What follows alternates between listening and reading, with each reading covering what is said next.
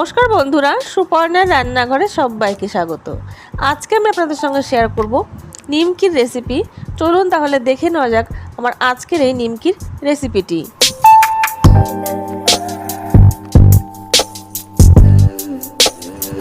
আমি এখানে 500 গ্রাম ময়দা নিয়েছি। ময়দার মধ্যে দিয়ে দেব হাফ চামচ মতন কালো জিরে, হাফ চামচ মতন দিয়ে দেব জোয়ান, দিয়ে দেব স্বাদ অনুযায়ী লবণ, আর 1 চামচ মতন দিয়ে দিচ্ছি চিনি, দিয়ে দিচ্ছি সামান্য একটু খাবার সোডা, আর সাদা তেল দিয়ে দেব 4 টেবিল চামচ পরিমাণে। এবার সব কিছু দিয়ে খুব ভালো করে ময়দার সঙ্গে মিশিয়ে নেব। তেলটা ময়দার সঙ্গে খুব ভালো করে মিশিয়ে নিয়েছি। এবার এর মধ্যে ঠান্ডা জল অল্প অল্প করে দেব, দিয়ে ময়দাটা মেখে নেব।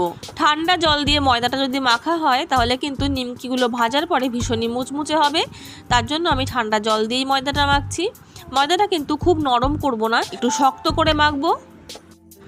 প্রায় 5 থেকে 7 মিনিট সময় নিয়ে কিন্তু ময়দাটাকে আমি এইভাবে মেখে নিয়েছি। এবার ঢাকা দিয়ে 1 ঘন্টা মতন রেখে দেব, যাতে ময়দাটা একটু সফট হয়ে যায় আর চিনিটাও গলে যায়। 1 ঘন্টা পরে ঢাকাটা খুলে আমি ময়দাটা দেখে নেব। চিনিটা কিন্তু একদমই গলে গেছে, ময়দাটাও কিন্তু অনেকটাই সফট হয়ে গেছে। আমি আবারও 3-4 মিনিট সময় নিয়ে ময়দাটাকে খুব ভালো করে মেখে নেব। তারপরে ময়দা থেকে লেচি কেটে নেব। সব কটা লেচি আমি কেটে নিয়েছি। ঢাকা দিয়ে ময়দাটা সরিয়ে রাখবো। তারপরে একটা করে লেচি নিয়ে রুটির মতন একটু পাতলা করে বেলে নেব। আমি এইরকম পাতলা করে কিন্তু রুটিটা বেলে নিয়েছি।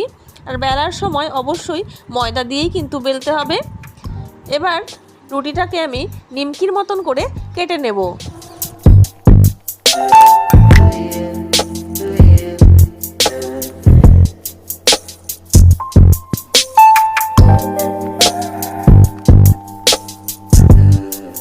গোটা রুটিটাই কিন্তু আমি কেটে নিয়েছি। এবার এই নিমকিগুলো ভেজে নেব। তার জন্য আমি প্রথমে একটা ছুরি দিয়ে এইভাবে নিমকিগুলোকে এক জায়গায় করে নিচ্ছি। হাত দিয়ে করতে গেলে অনেক সময় কিন্তু একটার সঙ্গে একটা জোড়া লেগে যায়, তার জন্য আমি ছুরি দিয়ে করছি। এবার তুলে নিয়ে ভেজে নেব। নিমকিগুলো ভাজার জন্য কড়াইতে কিন্তু আমি তেল গরম করতে বসিয়ে দিয়েছি। তেলটা খুব বেশি কিন্তু গরম করব না, হালকা যখন গরম হবে তখন তেলের মধ্যে নিমকিগুলো ছেড়ে দেব। মিডিয়াম ফ্লেমে নিমকিটা ভাজবো। এবার আস্তে আস্তে নাড়াচাড়া করে ভাজতে থাকবো যতক্ষণ না নিমকিগুলো হালকা একটা লালচে কালার আসছে।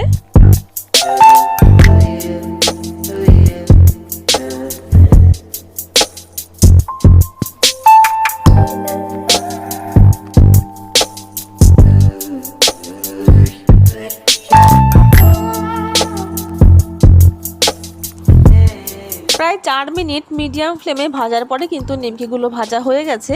এবার নিমকিগুলো আমি একটা এরকম ছাঁকনির মধ্যে তুলে রাখছি, যাতে এর এক্সট্রা তেলটা বেরিয়ে যায়। আমি একই রকমভাবে সব নিমকিগুলো ভেজে নেব। এবার আমি নিমকিগুলো একটা প্লেটের মধ্যে নামিয়ে নিচ্ছি।